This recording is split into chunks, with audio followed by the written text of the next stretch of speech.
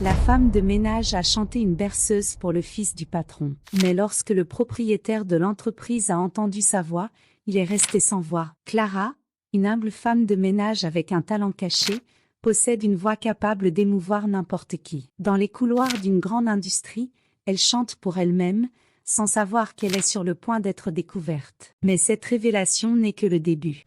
Clara, une femme de 65 ans, passait ses journées à nettoyer les couloirs et les bureaux d'une grande entreprise. Connue de tous comme une femme de ménage dévouée et toujours souriante, elle avait un secret que personne dans l'entreprise ne connaissait.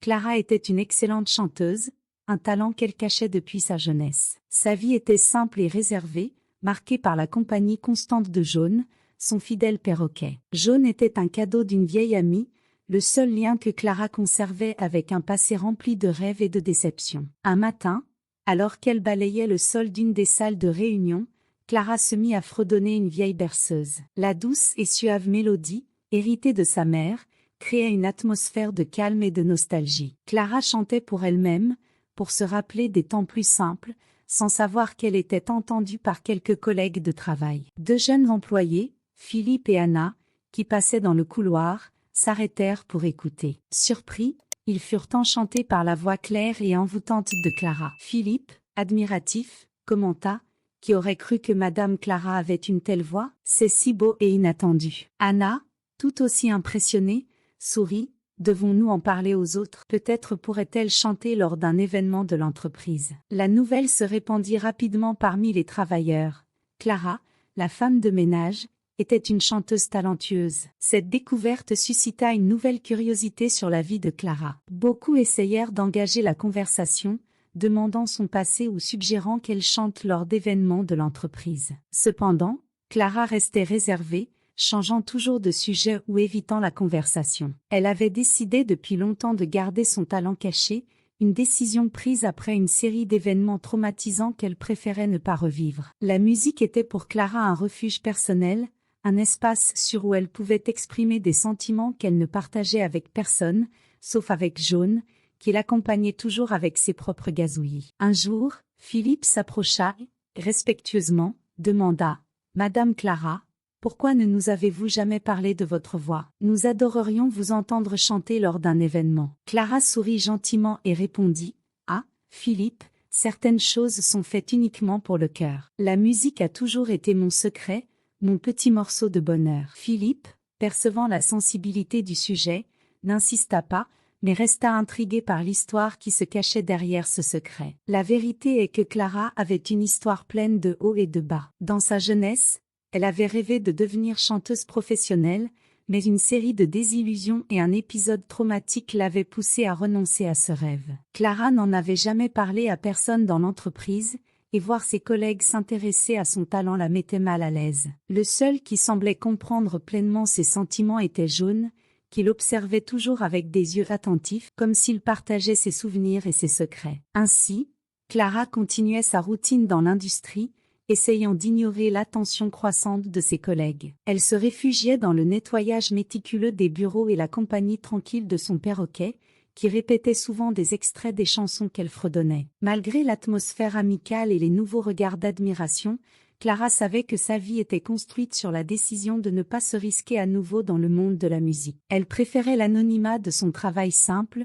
loin des projecteurs et des souvenirs douloureux du passé. Mais le destin a parfois une manière particulière de nous ramener sur les chemins que nous évitons. Et pour Clara, la musique semblait être l'un de ces chemins inévitables, qui insistait à croiser son chemin, même lorsqu'elle essayait de suivre une autre direction. Et cette insistance du destin allait commencer à se révéler de manière inattendue, défiant Clara à affronter ses anciens choix et secrets bien gardés.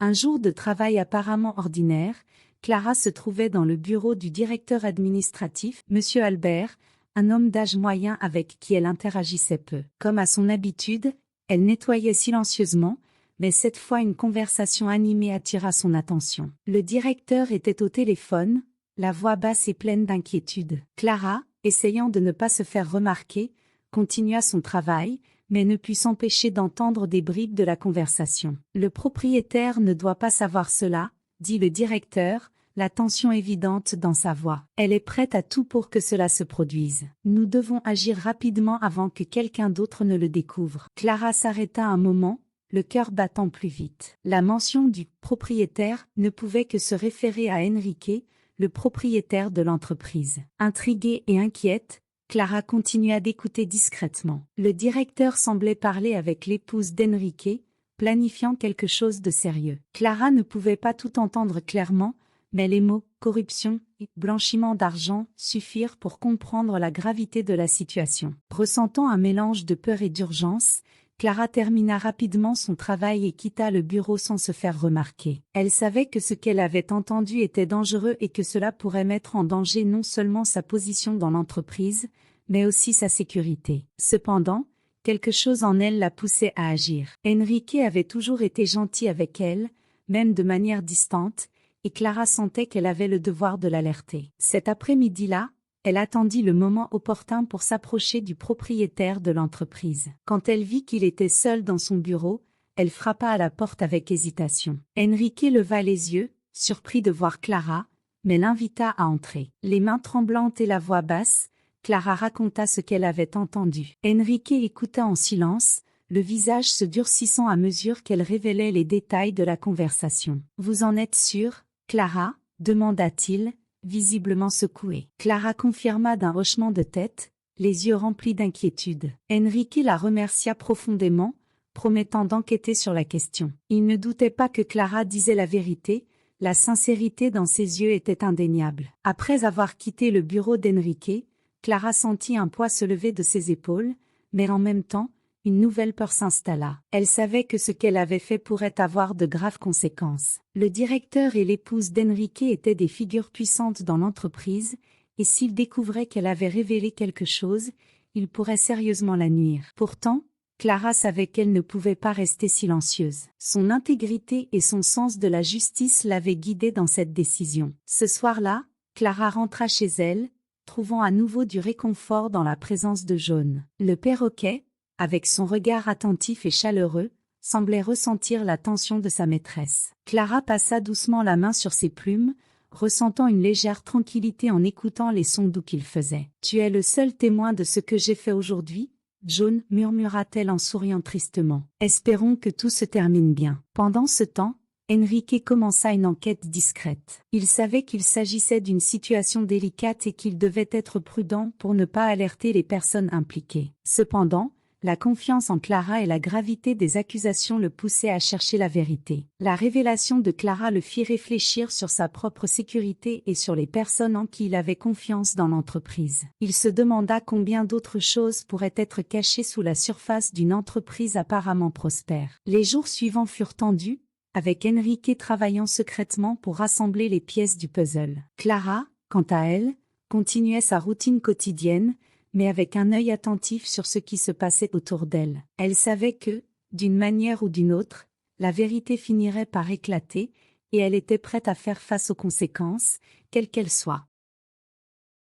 Les jours qui suivirent furent d'une grande tension pour Clara. Elle continuait son travail comme d'habitude, mais il y avait une nouvelle attention autour d'elle. La rumeur selon laquelle quelque chose de sérieux se passait dans l'administration de l'entreprise se répandit, et Clara sentait les regards curieux et parfois méfiants de ses collègues. Elle savait qu'Enrique menait son enquête, mais elle n'était pas sûre de ce qui en sortirait. Un matin, en arrivant au travail, Clara fut appelée au bureau d'Enrique. Le cœur serré, elle entra et trouva le propriétaire de l'entreprise avec une expression sérieuse, mais reconnaissante. Enrique était assis à son bureau, regardant des papiers, mais se leva immédiatement en la voyant entrer. « Clara, s'il vous plaît, asseyez-vous, dit-il en désignant une chaise devant son bureau. Clara obéit, sentant un mélange de peur et de curiosité. Enrique prit une profonde inspiration avant de commencer à parler. « Avant tout, je tiens à vous remercier à nouveau pour être venu me voir avec cette information. Ce fut un acte de courage. » Clara acquiesça,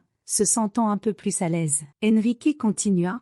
Nous avons mené une enquête et découvert suffisamment de preuves pour confirmer que le directeur administratif et son épouse étaient réellement impliqués dans des activités illégales. Ils seront licenciés et feront face aux conséquences juridiques. Un soupir de soulagement échappa à Clara. Elle ne s'attendait pas à cela, mais la confirmation qu'elle avait fait la bonne chose la fit se sentir plus légère. Enrique se pencha en avant, la regardant dans les yeux. « Clara, votre geste dépasse ce que l'on attend de tout employé. Votre intégrité est admirable, et pour cela, je veux vous offrir quelque chose en reconnaissance. » Clara le regarda, surprise. « Je n'ai pas fait cela en espérant une récompense, Monsieur Enrique. Je l'ai fait parce que j'ai senti que c'était la bonne chose à faire. » Enrique sourit légèrement. « Et c'est exactement pour cela que vous le méritez. J'aimerais vous offrir une promotion à un poste moins exigeant, ou une récompense financière, si vous préférez. Que diriez-vous de coordonner l'équipe de nettoyage? Vous auriez une augmentation de salaire et moins de travail physique. » Clara considéra l'offre un moment, mais secoua ensuite la tête. « Je vous remercie beaucoup, Monsieur Enrique, mais je préfère continuer comme je suis. J'aime mon travail simple et la routine que j'ai. Ce que je valorise le plus, c'est la paix que j'ai trouvée. » Enrique l'observa, impressionné. « Vous êtes une personne rare, Clara. Votre humilité et votre honnêteté sont inspirantes. Si vous changez d'avis, l'offre sera toujours valable. » Après avoir quitté le bureau d'Enrique, Clara se sentit libérée d'un poids, mais en même temps, une nouvelle sensation de vulnérabilité s'installa. Toute cette situation l'avait amenée à réfléchir sur sa vie et ses choix. Elle savait qu'Enrique la voyait maintenant sous un autre jour, non seulement comme une employée, mais comme une personne avec une histoire riche et complexe. Ce soir-là, Clara parla à Jaune, comme elle le faisait toujours. « Aujourd'hui a été une journée bien remplie, n'est-ce pas, mon ami ?»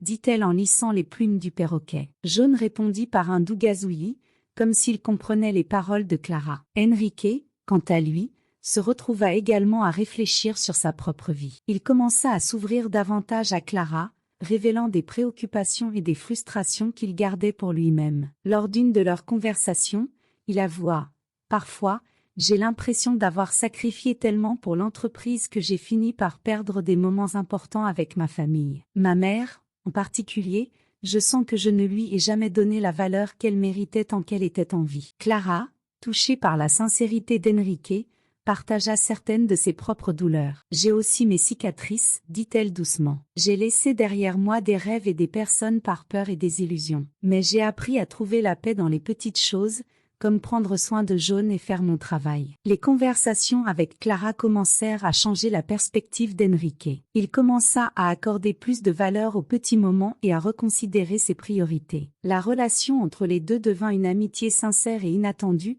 marquée par une compréhension mutuelle des douleurs et des espoirs de chacun. Quelques semaines après le dévoilement du complot, Enrique faisait face à une autre difficulté personnelle, la séparation imminente de son épouse. La situation était compliquée, et l'un des défis était la garde de leur jeune fils, Miguel. Au milieu d'une intense négociation et sans solution immédiate pour s'occuper du garçon, Enrique n'eut d'autre choix que de l'amener au travail. Miguel, un enfant timide et sensible, était visiblement mal à l'aise dans l'environnement corporatif. Il s'accrochait aux jambes de son père, les yeux écarquillés de peur. Enrique, inquiet de la situation, se souvint de Clara et de la sérénité qu'elle semblait toujours dégager. Il demanda à Clara de s'occuper de Miguel pendant qu'il réglait quelques affaires urgentes. Clara accepta la tâche avec un sourire chaleureux. « Bien sûr, Monsieur Enrique, je serai ravie de m'occuper de lui. Viens, Miguel, allons dans un endroit plus tranquille, » dit-elle en tendant la main au garçon. Miguel, encore hésitant, prit la main de Clara et la suivit dans une salle de repos. Une fois là, Clara s'agenouilla pour se mettre à la hauteur de l'enfant et commença à parler calmement. « Tu sais, Miguel, moi aussi j'ai déjà eu peur des nouveaux endroits et des nouvelles personnes. Mais parfois, les choses qui semblent effrayantes finissent par devenir très amusantes. Et si on dessinait ?» Elle prit quelques feuilles et crayons de couleur qu'elle trouva dans la salle. Miguel esquissa un petit sourire et commença à dessiner, tandis que Clara l'observait. Le silence confortable fut interrompu lorsque Miguel, d'une voix douce, demanda « Pourquoi es-tu ici, Madame Clara ?» Clara sourit. « Eh bien, je travaille ici depuis longtemps, je veille à ce que tout soit propre et bien rangé. Et parfois, j'aide des personnes spéciales comme toi à se sentir chez elles. » Miguel sembla réfléchir à cela un moment, puis demanda timidement « Est-ce que tu sais chanter ?» Clara rit doucement, surprise par la question. « Qui t'a dit ça ?» « J'ai entendu quelques personnes en parler. Elles ont dit que tu chantais très bien. » Clara sentit une chaleur dans son cœur. « J'aime chanter, en effet, Miguel. Veux-tu entendre une chanson ?» Miguel hocha la tête, et Clara commença à chanter une berceuse que sa mère lui chantait quand elle était petite. Sa voix remplit la salle d'une douceur presque magique. Miguel, initialement agité, commença à se calmer, ses yeux se fermant lentement. Alors que Miguel se blottissait pour dormir, Enrique, qui avait terminé ses tâches, entra silencieusement dans la salle. Il fut surpris de voir son fils endormi dans les bras de Clara. Mais ce qui l'impressionna le plus, c'était la voix de Clara. Il s'arrêta à la porte, écoutant la douce mélodie qui évoquait un souvenir lointain et cher. Lorsque Clara termina la chanson, Enrique s'approcha, visiblement ému. Cette chanson, ma mère la chantait pour moi quand j'étais petit. Où as-tu appris cela? Demanda-t-il, essayant de contenir son émotion. Clara regarda Enrique, surprise par sa réaction. C'était une chanson que ma mère me chantait aussi. Je pense que c'est l'une de ces mélodies qui se transmettent de génération en génération. Enrique acquiesça, absorbant encore l'impact de la musique et de la présence réconfortante de Clara. C'est incroyable comment une simple chanson peut évoquer tant de souvenirs, dit-il, plus pour lui-même que pour Clara. Les deux restèrent silencieux un moment, réfléchissant aux étranges connexions de la vie. Clara, avec sa sérénité et sa sagesse, semblait apporter un sens de paix qu'Enrique n'avait pas ressenti depuis longtemps. Il s'assit à côté d'elle, observant Miguel dormir paisiblement. « Merci de t'être occupé de lui, » dit Enrique, avec un ton de gratitude sincère. « Tu as un don, Clara, non seulement pour la musique, mais pour toucher les vies des gens d'une manière que peu peuvent. » Clara sourit, ressentant une profonde reconnaissance. « Parfois, les choses les plus simples peuvent avoir le plus grand impact, » répondit-elle doucement. Les jours qui suivirent, Enrique ne pouvait s'empêcher de penser à la connexion inexplicable qu'il ressentait avec Clara. La musique, la voix, sa présence, tout évoquait des souvenirs de son enfance et de sa mère, qu'il avait perdue il y a de nombreuses années. Il ne pouvait ignorer le sentiment qu'il y avait quelque chose de plus derrière cette coïncidence. Déterminé à comprendre ce qui se passait, Enrique commença à enquêter sur le passé de Clara. Enrique demanda discrètement aux ressources humaines de lui fournir des informations sur Clara, sans éveiller de soupçons. Ce qu'il découvrit le laissa perplexe. Le vrai nom de Clara était Maria Clara, et le nom de sa mère était le même que celui qu'il se souvenait de sa propre mère. Les coïncidences étaient trop nombreuses pour être ignorées, et Enrique se trouva face à une possibilité qui semblait impossible, mais qu'il devait explorer. Le cœur battant et l'esprit plein de questions, Enrique invita Clara à une conversation plus personnelle. Il voulait entendre directement d'elle parler de sa vie, de ses souvenirs, et surtout, de sa mère. Clara, percevant le sérieux du ton d'Enrique, accepta l'invitation. Ils se retrouvèrent dans une salle privée, loin des regards curieux des autres employés. Enrique commença la conversation de manière prudente, en demandant à Clara de parler de sa vie avant qu'elle ne commence à travailler dans l'entreprise. Clara, bien que légèrement hésitante, commença à raconter sa jeunesse, son rêve de devenir chanteuse et le traumatisme qui l'avait poussée à abandonner ce rêve. Elle parla de la relation difficile avec sa famille et de comment, après la mort de sa mère, elle s'était éloignée de tout le monde pour recommencer sa vie ailleurs. En écoutant Clara, Enrique ressentait un mélange d'émotions. Chaque détail qu'elle partageait semblait s'aligner avec sa propre histoire. La date de la mort de la mère de Clara coïncidait avec l'époque où il avait perdu sa propre mère. Et puis, quand Clara mentionna le nom complet de sa mère, Enrique resta sans voix. C'était le même nom que celui de sa propre mère, qu'il croyait morte depuis de nombreuses années. La révélation tomba comme une bombe pour eux deux. Clara, choquée, commença à assembler les pièces. Elle avait perdu le contact avec sa famille à cause de circonstances douloureuses et compliquées. Jamais elle n'aurait imaginé que son fils, qu'elle pensait perdu à jamais, avait grandi pour devenir un homme d'affaires prospère. Et Enrique, de son côté, se retrouvait face à la possibilité que sa mère, qu'il pensait morte, soit vivante et bien devant lui. Enrique demanda, d'une voix tremblante, s'il était possible que Clara soit vraiment sa mère. Les larmes commencèrent à couler sur le visage de Clara. Elle confirma qu'elle avait eu un fils, qui avait été déclaré mort dans un accident. Mais en entendant les dates et les détails fournis par Enrique, elle réalisa qu'il y avait eu une erreur terrible qui les avait séparés pendant des décennies. Les deux s'enlacèrent, pleurant pour toutes les années perdues, pour les douleurs et les regrets. L'émotion du moment était écrasante. Pour Clara, c'était comme se réveiller d'un cauchemar. Pour Enrique, C'était comme retrouver une partie de lui-même perdue depuis longtemps. La réunion fut douce amère, marquée par la joie de la reconnexion et la tristesse du temps irrécupérable. Après le choc initial, ils commencèrent à parler du passé, essayant de combler les lacunes des années qu'ils avaient perdues. Clara raconta les difficultés qu'elle avait affrontées, l'isolement et la douleur d'avoir perdu le contact avec son fils. Enrique partagea sa propre douleur et le sentiment de vide qu'il avait toujours porté, croyant que sa mère était morte. La vie a été une série d'événements inattendus, dit Clara, en essuyant ses larmes. Je me suis éloignée de tout et de tous pour éviter plus de douleur. Je n'aurais jamais imaginé que le destin me ramènerait à toi, Enrique. Enrique prit la main de Clara, ressentant la connexion qui avait toujours été là, mais dont il n'avait pas conscience. J'ai toujours senti qu'il manquait quelque chose, une partie de moi que je n'avais jamais comprise. Maintenant, je sais que c'était toi,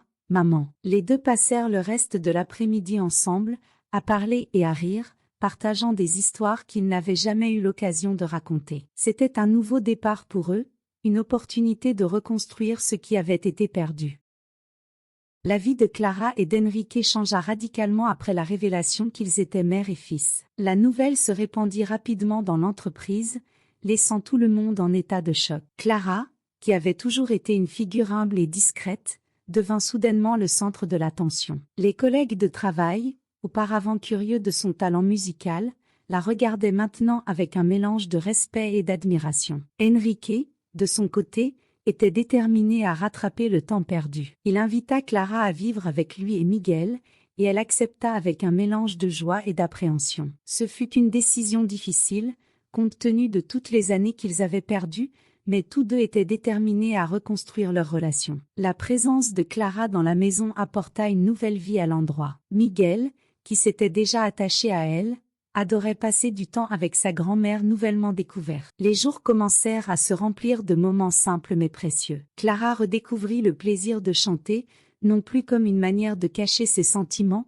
mais comme une expression de joie. Enrique, qui avait été une personne si concentrée sur ses affaires, commença à accorder plus de valeur au temps passé en famille. Lui et Clara passaient des heures à discuter de leur vie, à partager des histoires et des souvenirs. Les conversations menaient souvent à des rires et des larmes, alors qu'ils tentaient tous deux de comprendre ce qui s'était passé. Une nuit, alors que Clara chantait une berceuse pour Miguel, Enrique entra silencieusement dans la chambre et s'assit dans le fauteuil à côté. Il observa la scène avec un sourire sur le visage, ressentant une paix qu'il n'avait pas connue depuis longtemps. Lorsque Clara termina la chanson, Miguel était déjà endormi. « Tu as une voix magnifique, maman, dit Enrique, sur un ton de voix bas pour ne pas réveiller son fils. Il n'est jamais trop tard pour suivre nos rêves. As-tu pensé à chanter à nouveau, en public? Clara soupira, regardant affectueusement Miguel. La musique a toujours été une partie de moi, mais je l'ai mise de côté pendant si longtemps. Je ne sais pas si j'ai le courage de me montrer ainsi à nouveau. Mais,